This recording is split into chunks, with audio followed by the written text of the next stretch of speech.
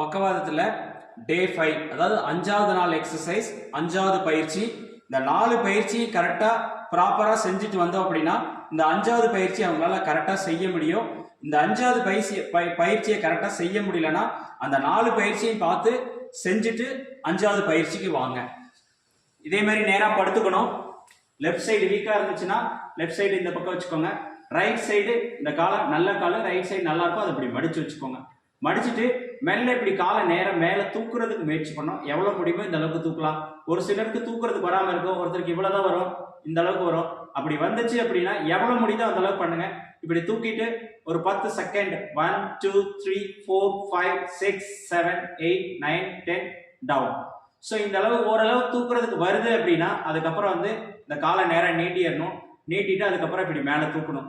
தூக்கிட்டு 10 என்ற வரைக்கும் பிடிச்சிருந்துட்டு கீழே வச்சிடலாம். இந்த பயிற்சியை ப்ராப்பராக பண்ணிட்டோம் அப்படின்னா அவங்க நடக்கிறதுக்கு நியர்பை வந்துட்டாங்கன்னு அர்த்தம். அடுத்த வீடியோவில் என்னங்கிறத பார்ப்போம். தேங்க்யூ.